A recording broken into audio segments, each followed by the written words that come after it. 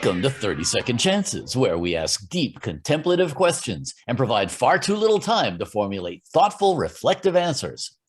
My guest today is engineer-producer Brandon Unis from Velveteen Audio. Brandon, how you doing? I'm excellent. How are you? Oh, just living the dream, dude. Doesn't get any better.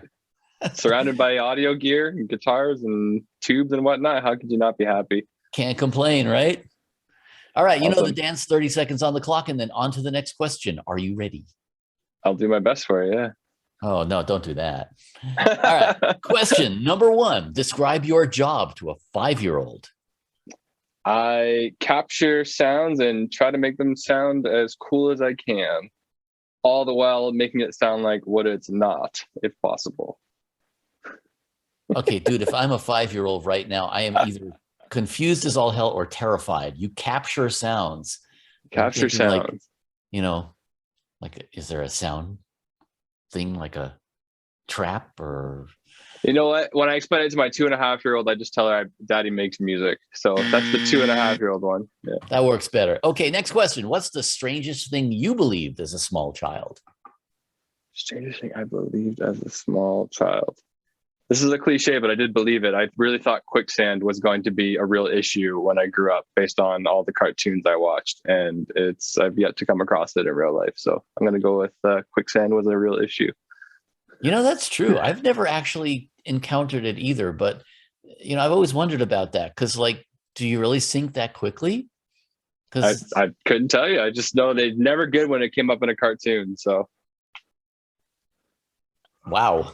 Okay. Next question. What's the first piece of gear you bought where you felt like shit got real? I bought them at the same time. It was a Neve 1073 and a TubeTech CL1B. That was when I felt like I was in over my head, but also right where I needed to be. Mm-hmm. Yeah. It's intimidating, isn't it? It's like, oh shit, I have to RTFM on this thing, don't I? It's kind of like, I don't know. It's like you lust after these things and you're like, am I going to regret it when it comes? It's almost like there's a celebrity in the room when you first get it. Cause you're like, oh man, I've been seeing these in pictures all these years and now it's mine. And then you start looking at the next thing.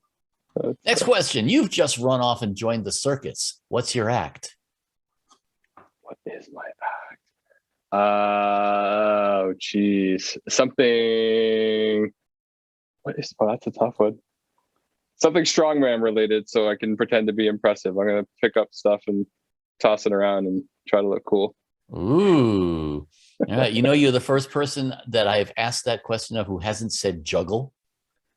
Juggle was the first thing, but I was like, I suck at it. So I don't know. I can lift heavy things sometimes, maybe. Fair enough. I got nothing else. Okay, next question. Tell me about your most disastrous cooking experience. Disastrous cooking experience. I do most of the cooking, so this should be easy. I remember one time we had a friend's cottage and we were barbecuing. I'm a vegetarian now, but we had a lot of meat on the grill at the time, and there was an uncontrollable fire where the only thing we could do was get the propane tank off and then basically push the barbecue into the gravel and just wait for it to go out, because it was a team effort. But I'm going to call it, that's definitely the biggest disaster, because that one almost burnt down a cottage. Pizza that evening, no doubt. It wasn't the hot dogs, I'll tell you that. Okay, next question. You are a burglar who only steals things that minorly inconvenience people. What are you taking and why? Oh, man, these questions are crazy. Minor inconvenience. I'm stealing travel coffee mugs so that people, when they try to get up and get out for work, they can't find their mug to have a nice coffee in the car, and that's a minor inconvenience that I think would ruin a lot of days. Actually, I think that would probably make your local Starbucks very happy. Potentially, yeah. And 9 times out of 10, I'm rushing out of the door and I either can't find my keys or my Yeti coffee cup, and both are equally detrimental to me. So I understand.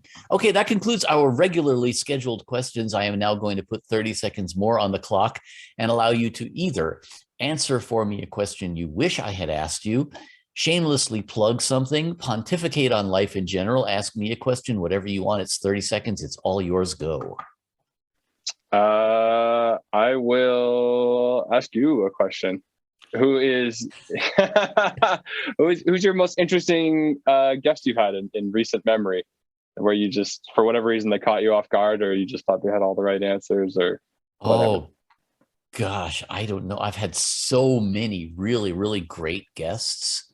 And I mean, there's a difference between the ones who caught me off guard and or made me laugh versus the ones who were like just really, really like, oh my God, I always wanted to interview this guy, you know. Sure. Yeah. I have recently had the rare privilege of interviewing both Patrick Gleason, who did the soundtrack for Apocalypse Now, among other things, and Richard Factor, who was one of the co-founders of Eventide. Oh, very cool. And both of those guys had great stories. And I mean, I have to say, we're on like 130 something episodes of this show and 67 or 68 episodes of our other show. And I have had the rare privilege of interviewing some of the just amazingly cool people ever. So I can't even really pick one, man. They're so great, you know. And we're just sitting here talking about quicksand. You know, quicksand's cool. What the hell, you know? Cool. Very safe answer. I like it. Yeah, absolutely. Brandon Unis, thank you for being our guest. Thanks for having me.